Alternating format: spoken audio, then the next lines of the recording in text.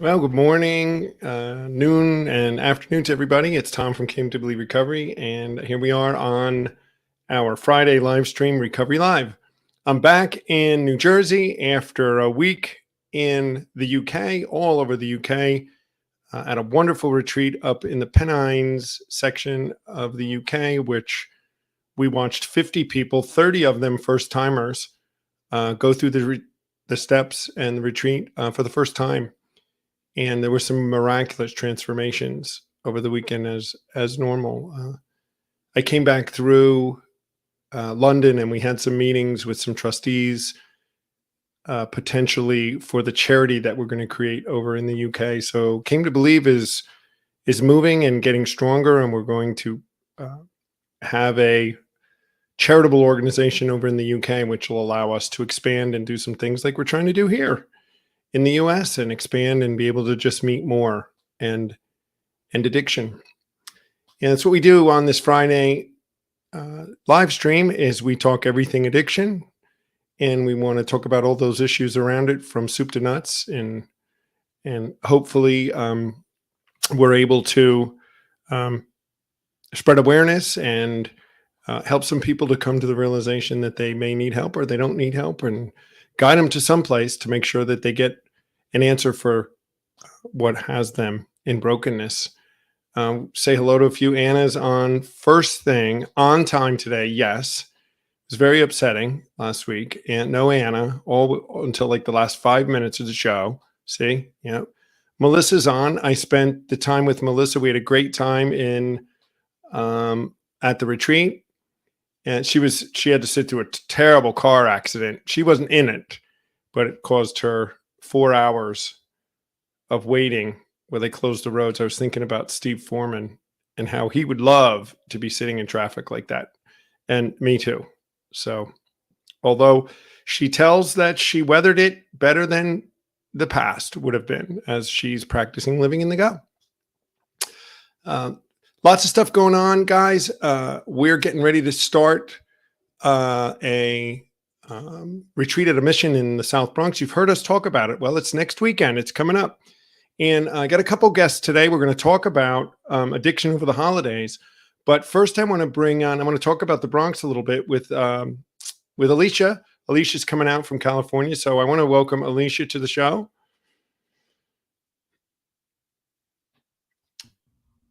There she is. Hey, Alicea. Hi, Where are you today? I am in Southern California this weekend at a Residence Inn hotel for my husband's brother's wedding. I'm usually in Northern California, but we came down to Southern and for this weekend. So, guys, I called Alicea yesterday, and she was in the car with Timothy, and she said, "We're going to California." And I said, "Aren't you guys in California?" Because I used to live in Nevada and California, so I'm just used to saying that, and I say it every time. People are like, "You live in California?" I'm like, oh yeah. Yeah, you messed up. That was the point. You I messed up. I wanted did. to say that. You But probably guys, next weekend we're so excited to be going into this rescue mission, this shelter in the South Bronx, St. Anthony's shelter, and we're going to present the program in. And one of the really interesting aspects, or for us, first time, is that we're going to do it in Spanish. We have 2 team members coming in who are going to actually teach it to those that only speak Spanish. So we're going to actually really run the retreats back to back, Alicea. So they'll be doing it in another room.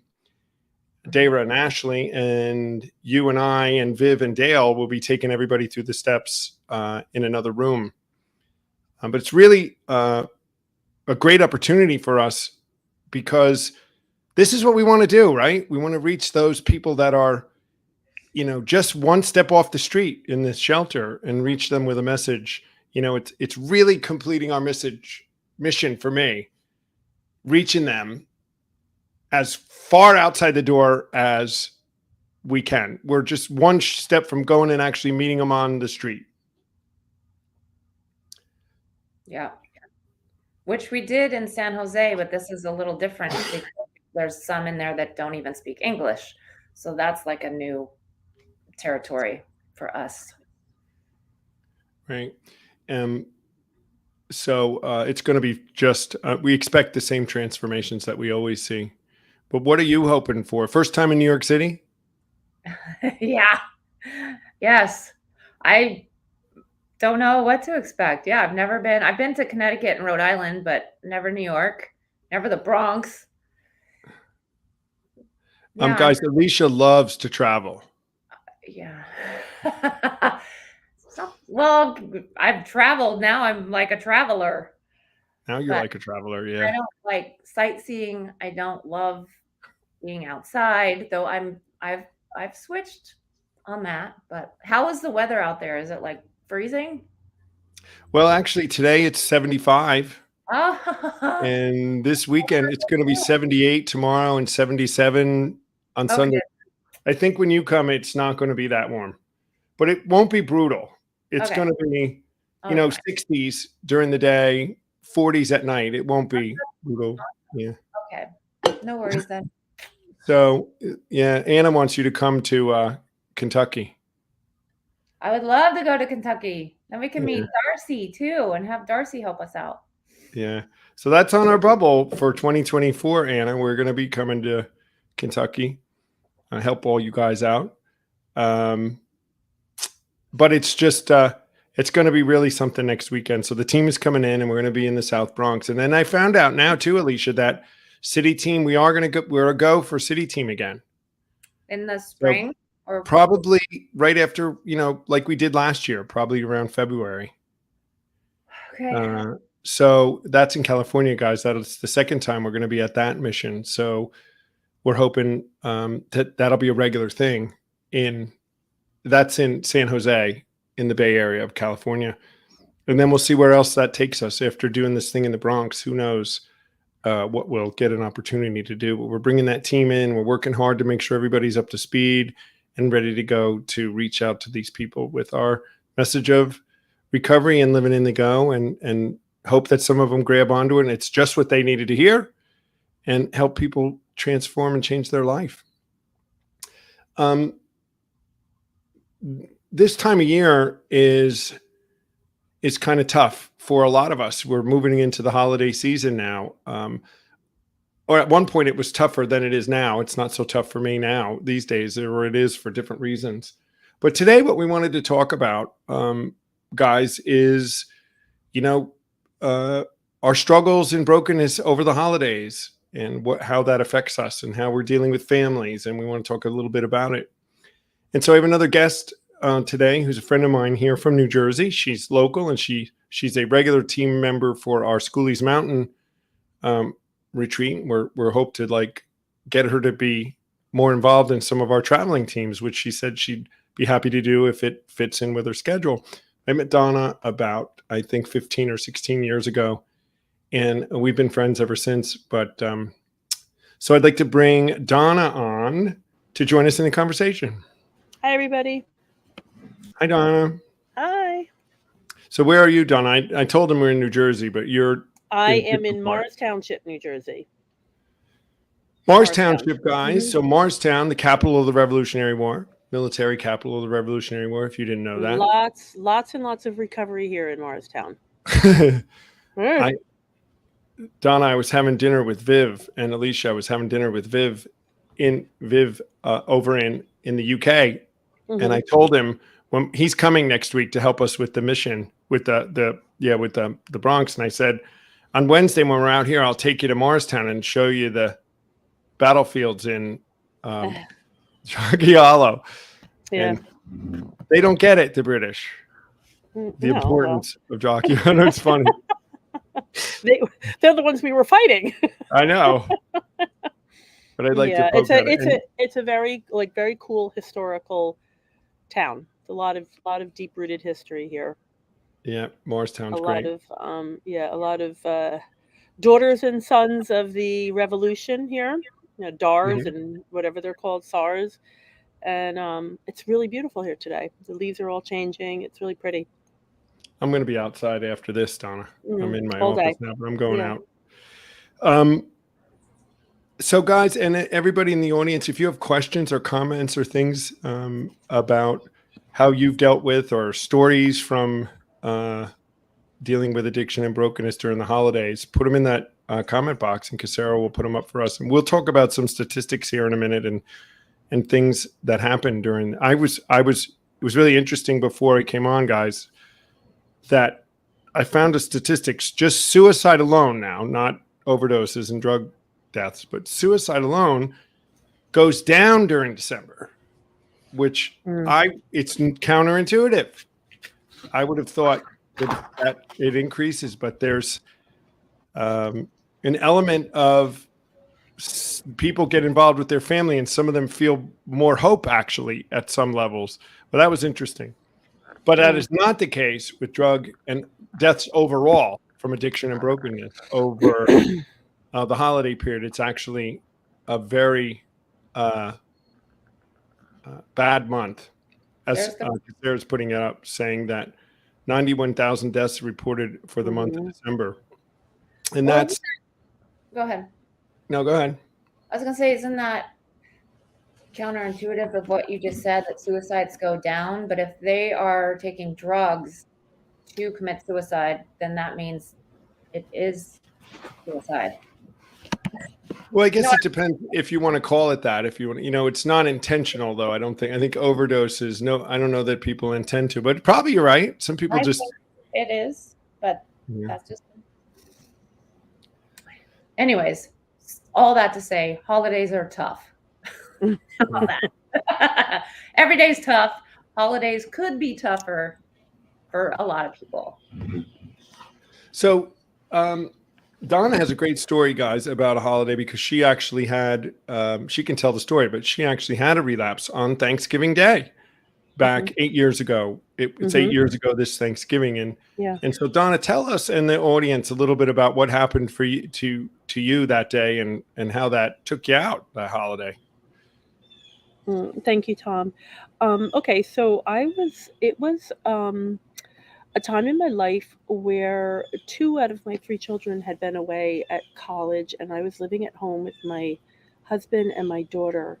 And my daughter was going through a lot of emotional problems at the time. She was suffering a lot from depression and social anxiety and just general anxiety and OCD. And I had a lot to deal with. And I was feeling very stressed with her situation. And it was also the 2 people that I was living with at the time, my husband and my daughter, were like my 2 more difficult relationships. And we were all sort of triangulating. And it was just a really overall unhealthy, uncomfortable situation.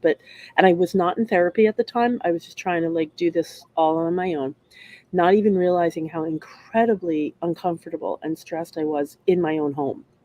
So that was going on. That's the backstory. And then in comes the rest of my family of origin, meaning my brothers, my sisters, brother-in-laws, parents, and everyone. And so now take that scene, and then you also couple that with, a lot of us alcoholics tend to be very much perfectionists and people of high, we place high standards on what we do. And I'm having a big crowd of people in my home, so I want everything to be just perfect. And so that's another added stress. And so I've got everyone there, and I wake up that morning and I hit my knees, as I do every morning.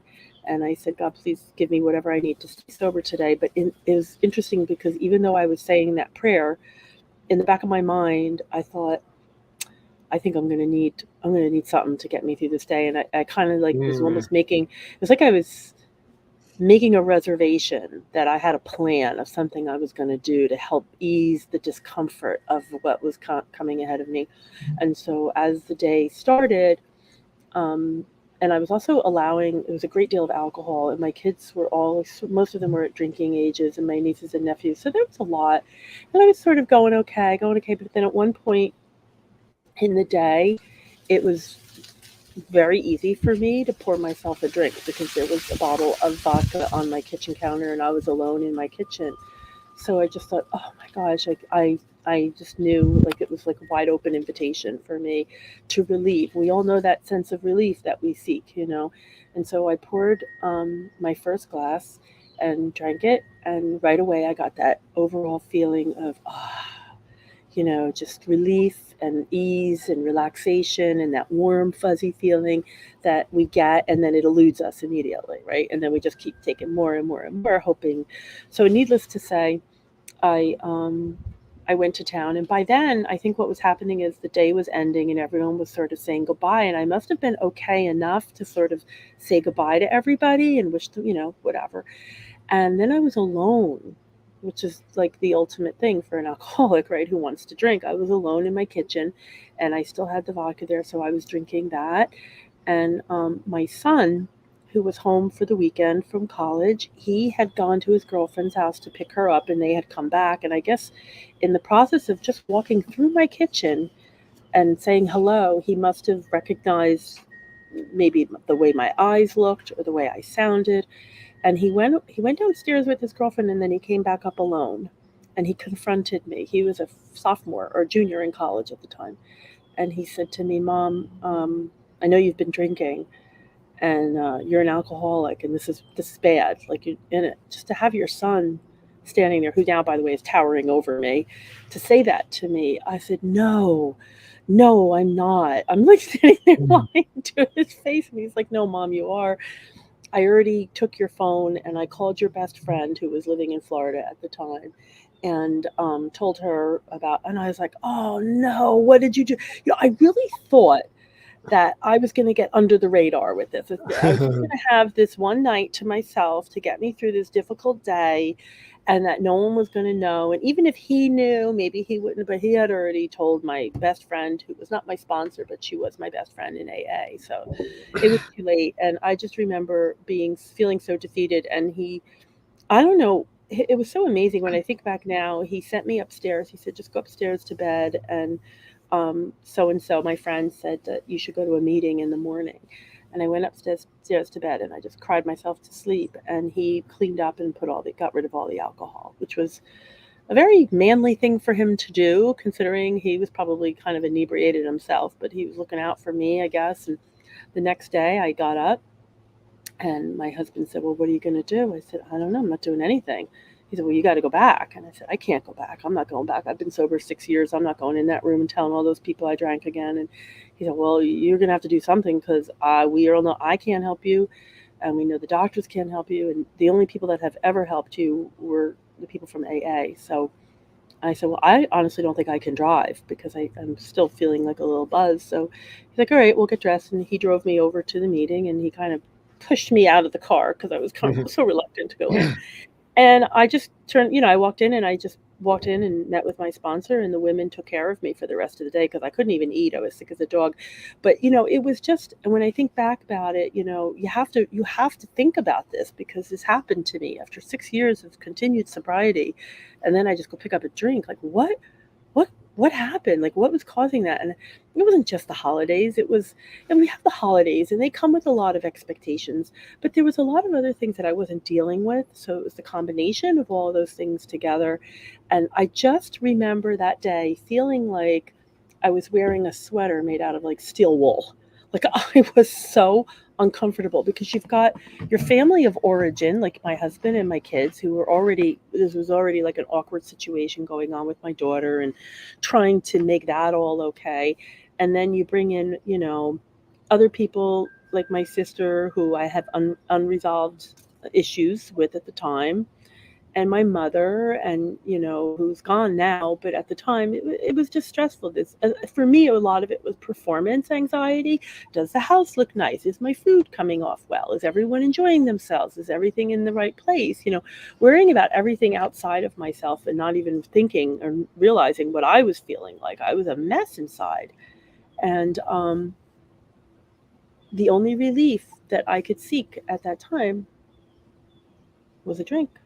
And the thought of picking up the phone and calling someone in the middle of the day on Thanksgiving was that's, I think, another thing with the holidays, is that we tend not to go reach out to anybody because it's a holiday. Like, who am I going to call in the middle of the day on Thanksgiving and go up in my room and run away from all my guests and call my sponsor, start talking to her? Like, so a lot, that was also another thing. We have these expectations that the day has to be perfect, like the Norman Rockwell pictures. Well, you know what? That's never happened for me. I don't know about any of you, but no matter how hard I've tried, sometimes that turkey just doesn't even make it to the table because I'm 3 sheets to the wind already. So it just, like, I wanted everything to be so perfect, and in the end it was a disaster. So that's the story of that particular day. But generally, I have always found, I remember holidays always being really difficult for me. Even when I was drinking, Christmas mornings were just always hangover, and then start drinking again. And I think for a lot of us, just, families of origin and our nuclear families are just difficult people. And these are not relationships that we can terminate. We can't uninvite them to our homes. They're around and they're going to be around. So, I think that for me, what became important was just getting myself in a position where I could be around these people, and of course asking for help, and also asking for help in the situation of having so much alcohol around too. Like, I was really flirting with disaster with that, having that be so close to me. So, and it's very different today. It's not like that today. I've been relieved of that obsession. It can be around me. I don't think about it. Half the time I don't even acknowledge it. It's just like it might as well be a bottle of Diet Coke, but I am mindful of it. Don't get me wrong. I do have a healthy fear. I don't, I'm not careless with it, but there are so many other things right now that take away that discomfort today that I don't need that. That's the furthest thing from my mind at this point. Uh-oh. Tommy, I think you're muted. Sorry. What you have today is what you didn't have then was that defense against the first drink, that defense against that mental state. So you were able to take that thought, that mental blank spot, they call it, that weird mental twist, which you had just described perfectly in what was happening to you, and just led you, you were conceding to it. Yeah. So, Alicea, you have talked about being, that you're not with your children, and you haven't been for a long time. And you must have had some issues with holidays over the years. And we know that that's an issue for some people, single parents and people of divorce who have kids. And that can be a big stress too, about when holidays come around and you don't have single parents and people of divorce, and that can be a big stress too. Well, sorry, that was a double thing. Sorry. So, and I'm sure you deal with that differently today, but that must have been some issue over the years. Yeah, my struggle was alcohol at first, and then it became food. So it's still the addiction, and with the food everywhere during the holidays is an issue for many of us that don't even realize it yet. So yeah, but I had to, holidays are really complicated, or they have been complicated. But now, I've been sober 4 years from the eating disorders, and I just had to come to terms with what can I do now, because there's a lot of wreckage. My kids moved when they were 6 and 11, and now they're 21, 26, and 32. And I've only been sober 4 years. So I'm still working on that. And many times I don't see them on the holidays because they're with their dad, which is now completely fine. I'll see them after, I'll see them before. And so I'm still working through that and still going through all that stuff. Yeah. But I feel I'm in a good place because it's been 4 years and I just don't eat that. I just don't eat it. It doesn't even look like food to me. Like alcohol, I don't drink that. Those foods, I don't eat it. But that took time, a lot of time.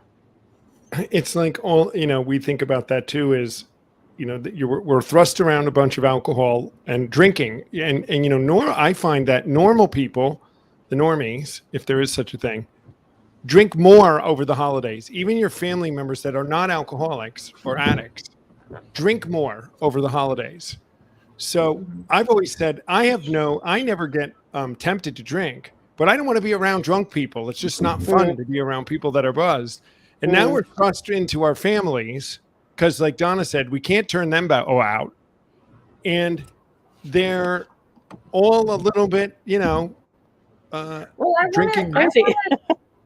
I want to question that a little bit, because there are boundaries and things that we could do if we need to. So I don't want people to think we have to have the family over, we have to host, because we don't. Right. So, and many of us, me included, don't host. So we go somewhere. So we can go somewhere, bring our own sparkly water, our own food, that would be me, and leave early. It's okay. Or go and set boundaries for yourself, or don't invite certain people that you know bring alcohol, maybe drugs into your house. I mean, there's a lot of nuance and caveats for everybody's different stories, but I get what you're saying. Like, we have to, and but we don't. Depending on where we are in our struggles and what addiction we're dealing with, we could go to a meeting instead, or bring sober friends with you I mean, there's so many options that we don't have to feel trapped. If you don't want to host this year, don't host. Go on a vacation and say, I'm out. Or what, so there's options. Even if you think, no. Yeah, I do the go early and leave early. Leave early. Yeah, or go late, leave early. Yeah, and I don't host, Alicia. I don't, so I'm not stuck. That's the thing. I go to the family, and then I'm not stuck. I can always leave if I want to. And then I'm also smart about. Go ahead. No, I was going to say you'd have to figure that out for yourself, your family, what the dynamics are. But you don't have to host. You don't. And you don't have to eat it when they give you something. Don't eat it. Don't drink it. Amen to that. I'm going to interject here. The thing about setting boundaries is key. Also, I remember, so shortly after I had that Thanksgiving relapse, I think so. That was November. Fast forward to that summer, we were going away on a vacation with the family, and I was still kind of, I was only back in several months, so that was where I had to set a boundary with my family and say, look, I know this is going to be a vacation. We're all going to have fun, and you all like to have your alcohol, but we are living for 1 week. We're going to be staying in a very small condo, so the alcohol has to be away. It can't be inside the condo. You can leave it in your car. You can leave it in a cooler outside somewhere, but we can't. And, and I said, and everybody honored that. I was really so surprised because I thought I was going to be met with eye rolls and, oh my gosh. Instead, everyone was like, okay, Mom, whatever you need. And it was just so easy because it was out of sight, out of mind. Today, I don't think I would need that boundary, but boundaries are like anything else. They don't have to be black and white and hard lines. I think the boundaries can change as we change, and as our health progresses. Maybe we don't need such strict boundaries, but when we're feeling sick or weak, and listen, my boundaries could change tonight. I could be somewhere and not feeling well, and I might say, listen, do you mind if we don't have any wine on the table tonight, or whatever? It all depends. And so that's part of just being in touch with yourself and knowing, like, I'm not having a good day. This is not going to work for me. But you'd be surprised that people that really love you, they don't want to see that happen again. They really don't. They don't want to be there. So, boundaries are important. I do remember that the next time I did host something at my house, after that, what we did was, I was feeling a little better about it, but we had agreed that we were going to set up any alcohol that we were going to have was going to be in the other room, just out of the room. Get it out of here. It doesn't need to be here. Plus, it kind of gets everyone out of the kitchen too. It moves them to another side of the house because people will always go where either the food or the booze is, right?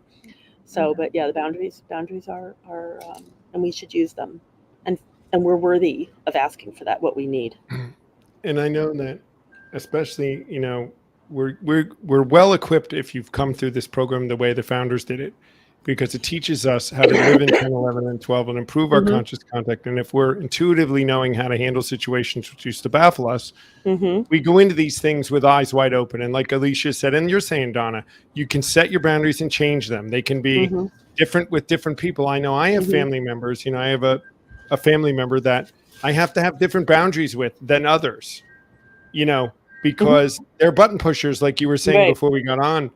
They know our buttons. We've known that our whole lives, and these are I avoid button pushers kind of these days, because my boundary is, if the button's being pushed from a unhealthy place, a place that's not helpful to me. Right. As we know, sometimes having our buttons pushed tells us we have to fix something.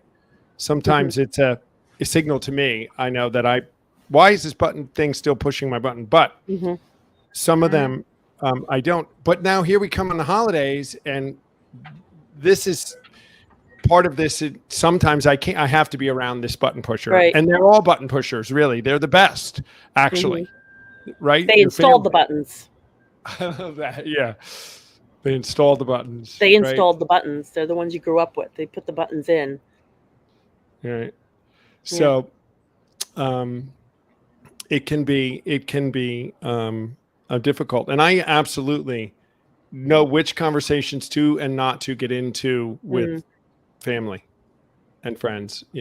And I do avoid all parties, Alicia. Like, I don't go to there's no company party now, but I'm invited to some parties, and I do decline a bunch of them. The ones I know that are just going to be full of donuts and chocolate, just all sorts of stuff I don't want to eat, and also to alcohol. And what it is a drinking event. Like, we all start to learn that. There's the holiday dinner at Thanksgiving, and then there's the 3 parties people have up to it, like we would have loved before, right? And so it is about setting boundaries. It's about understanding what we can do, but we should be able to go to places. Even the big book says we should be able to go when we have good reason to go to places where there is alcohol being served. That's being recovered. Right. And I'm going to add another factor in that has helped. There's also the issue of, it's not issues, but it's the expectations. I think that one of the things that someone said to me a long time ago is a woman that had a lot of time, and her name was Judy, and she used to say, when it comes to your family, keep your expectations down around your ankles, right? Because when we go into these things, we have such, I mentioned the Norman Rockwell paintings, right? Because whenever we're preparing for these things and you see all the, social media, and you see ads on television, and everything looks so, lovely and charming and quaint, and the families are all together. Well, that's a crock. Okay. And so what that does is that builds up our expectations of what we think our family holidays should look like. Okay. Everyone's going to be kind and loving and on time, right? Everyone's going to be on time. They're going to bring the dish that you asked them to bring.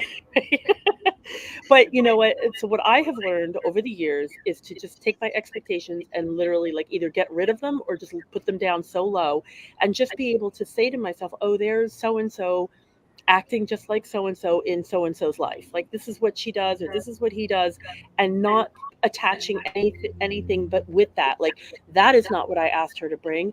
I asked her to bring this, and I asked her to arrive at 1, and she showed up at 2:30 with the wrong dish. So now I'm already set with a resentment. Okay. So all of those expectations, as little or big as they may be, or as, whether they're just things that we set in our mind or we put out there, they kind of need to be put, and even the expectations of ourselves, oh, I didn't, whatever it might be. I think if we just lower them and don't have any expectations, it is what it is. And then that takes a lot of the pressure and the stress off, and disappointment and resentment. That takes a lot of work and self-awareness, which touches on stuff that you're talking about before with your relapse too. If we are doing 10, 11, 12, like we tell you to do, us included, it'll be a little bit easier. We need to keep up with our own recovery. Even leaders and speakers need to do 10, 11, and 12. Do you have a sponsor? Are you getting it out? Maybe you need to go to counseling. We need to look at that stuff and continue forever to work on our triggers and our defects of character that still keep coming up. And if not, it's just going to be harder and tougher. It just is. I love the expectations things, Donna, because I think it's one of the things that a lot of recovered people do is they get their life in order, right? It's part of living in the go, is we're timely and we get ourselves together and in order. And when people are late for things and they don't do, it can really push our buttons to that stuff drives me crazy. And the whole thing is, it is what it is, right? Yeah, And I yeah, try yeah, to insulate myself as yeah. best I can, and not expect everybody and not put any big consequence on Yeah. everybody doing what I think they ought to do. Well, that's Right. right. Like I always had this, like, you know, I recognize it now as a character liability of my own, is that I always had these the way that people should behave, you know, because that's what I would do, you know, and then I would impose that on everybody else. And I have since then learned just through going through the steps, you know, that spiritual transformation. It's none of my business what other people do. I thought I'm only, you know, like, and that's judgment too, which we try to avoid, right? And so, but yeah, I used to hold these standards to myself and then to everyone else around me, and it was a tough lesson. It was a tough thing for me to, and I still have to work on it. I catch myself doing it all the time. That's my 10. That's my step 10. I catch myself doing it all the time. Like, whoa, wait a minute. Whoa, like, who are you to? I'm not in that seat to judge somebody for how they, you know, for what they do. Live and let live. You know, those little old AA sayings do have a lot of. They have a lot of wisdom, right? Live and let live. You know, and I want to talk, you know, there are some real stresses. It's not just the holiday. Like, you know, I've often said, look at, I've met her these couple last years, but there are people who can tell that they were Tom rants over the holidays, because it's supposed to be this happy, joyous peace, you know, all the songs, peace on earth, goodwill to men. And sure. the stores are the most crowded. The food stores are the most crowded. There's people everywhere. You got to buy presents for everybody. It costs more money. There's all the stresses on your life. And I have looked and said, there's not one thing peaceful about this. I have said in the past. And I have changed my attitude on it these days by just saying, listen, I got to go through it. So if I got to go shopping, go when they first open, which doesn't always solve it. Manage the present expectations, make sure that you do it, budget for it, get ready for it. And just, I can choose, you know, guys, to not engage with some of the chaos.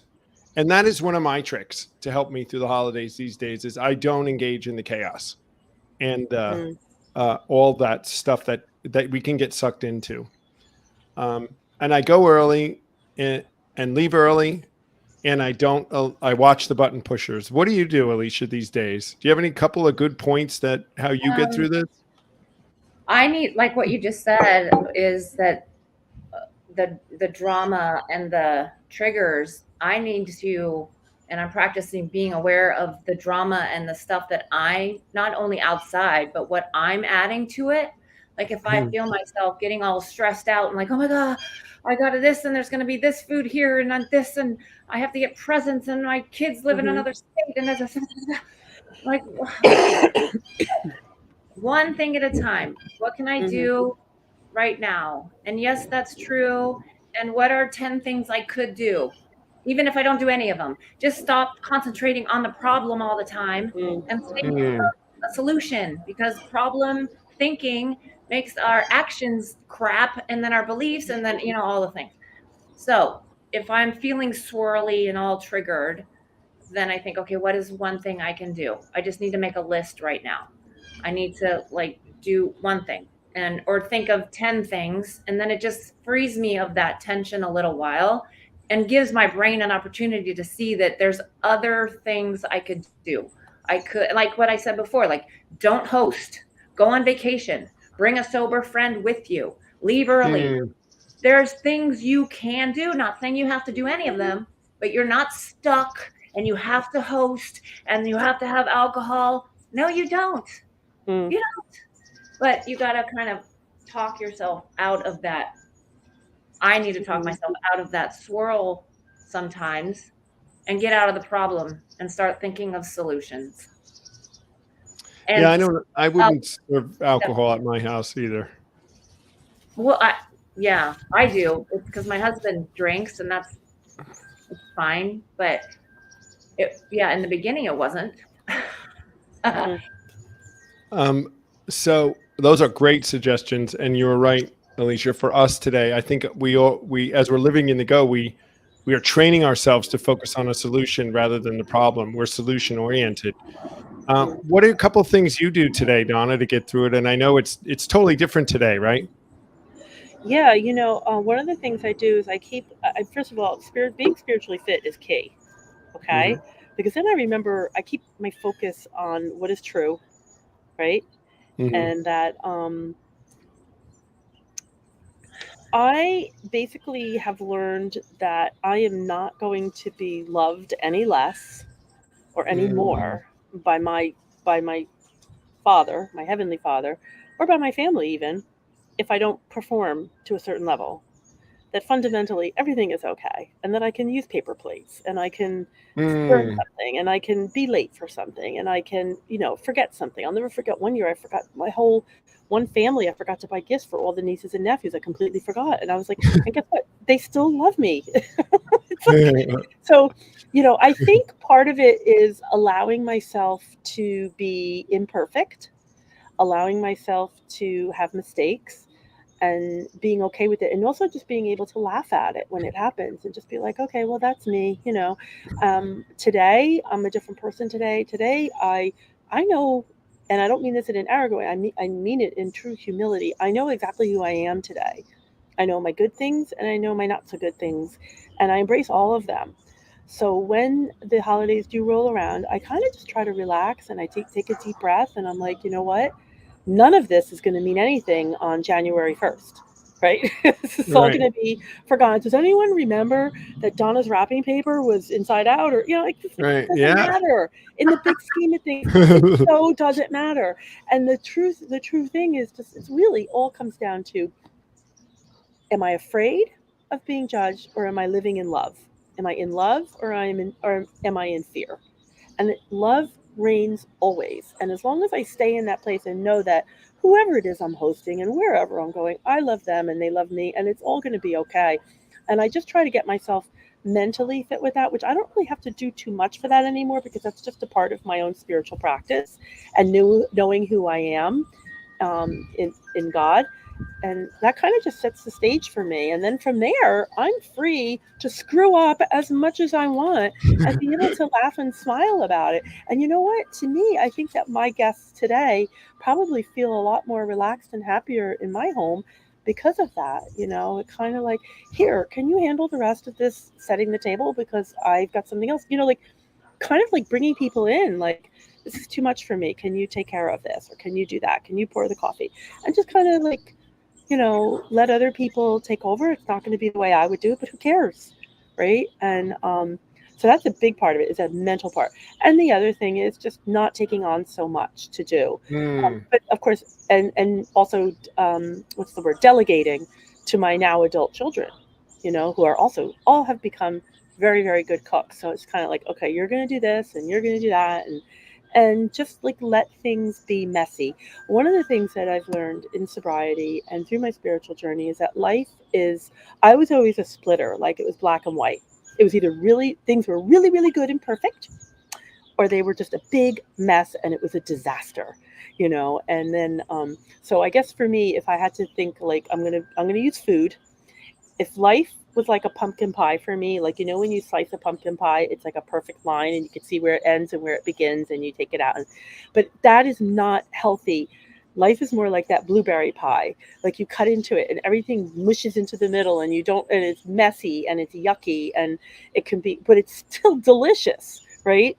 And so that's how I look at things now. And I think, like, it's not black and white for me. It's gray. And my mental health and my spiritual health is in the gray area, where I allow for those screw ups, and it's all still good. It's okay.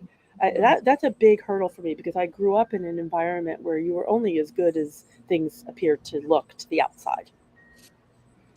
Blueberry pie. Anna likes the blueberry pie thing because she just wants that blueberry pie for her. I think she wants. But isn't it true? It's messy, but we still want it. We still eat it, and it's okay. It can't be like that. Life isn't always that neat and tidy. I was telling people at retreat this weekend, the perfectionists, Donna, those people. And I said, hello, I did that thing. And I said, what do they call a medical student who gets B's? A doctor. Student. A doctor. Right. So they weren't perfect, but they still practiced as a doctor. I think that's so important, and we learn that we make mistakes, and we have a step 10 for that. For those of us Yeah. who were listening to Alicea, 10, 11, and 12, it's to let our mistakes and just move on. And the fact is that we're going to make mistakes. I think that's what you're saying, Donna. It's Yes. let go of the fact that blueberry pie is ever going to stay. It's not. Yeah. It's going to do. You have such great metaphors, Donna. We got to have you back on. You have all this great stuff to share. They're not always food, but that one seems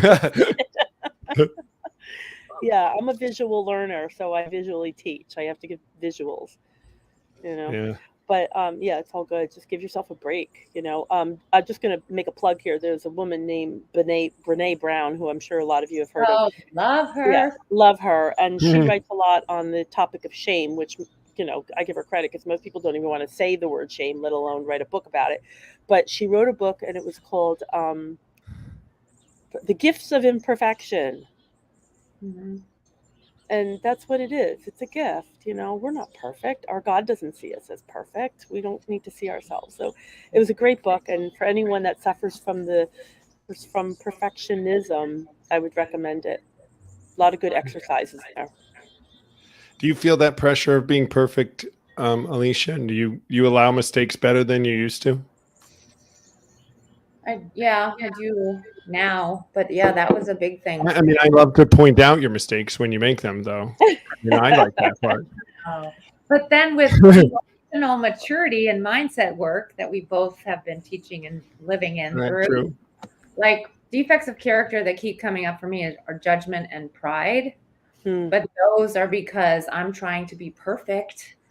And then I'm making other people down so I could be up here. So that's all tied together. And then with, of course, eating disorders, because I was trying to be skinny and perfect and muscular and blah, blah, blah, blah, and talkative. So I drank because I didn't know how to talk. And so, yeah. And I have that black and white thing. So I have to practice living in the gray. And what does that mean? And there's 10 ideas. It's not just this or this. So I practice what I was talking about. Like, what are 10 options? What are 20 options? It doesn't have to be over here. It could be in here. Yeah. I can help you with the gray, Cass says. Yeah.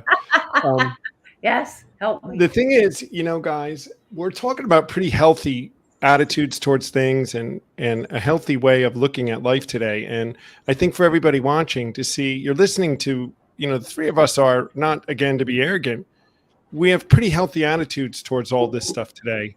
And we do practice what we preach. When we talk 10, 11, and 12, when we talk about adjusting our mindset, when we talk about setting boundaries, it's not just for here. We talk about this together, and we do it.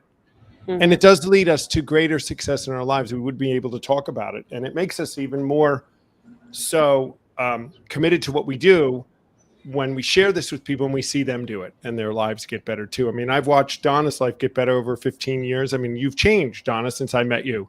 And I'm sure that I have. And Alicea has changed in just this short period of time that I've known you, from the first day that I saw you until now. And you've spoken of even greater change that's happened that I didn't know about. And it's all about looking forward, guys. And we've been tasked now to turn. We're not in the dilemma anymore. We're in the solution. And I want to thank you, Donna, for coming on. A lot of people want you back, Donna. You're looking in the comment section. Anna wants you back. I think you're going to have to. Can I say one more thing? Sure. A lot of the stuff that we've been talking about, we're coming from positions where, we've done a lot of work and we've changed already, but there's probably a lot of people listening to this broadcast right now who may not be there yet. They might just be wondering, like, how the hell am I going to get through Thanksgiving? And like, I think we offered some practical tips, but I think that, I think it's important that we meet everyone where they're at, and not everyone can wake up Thanksgiving Day and go, you know what, I'm going to be imperfect today and still love myself. There's people that are just not there yet. So for those people, I would just say, just practical tips, just give yourself a break, keep it simple, like all those little AA slogans, keep it simple, small menu, small party, order out, go out somewhere, paper plates, pajama parties. Just keep it really low key and take the pressure off.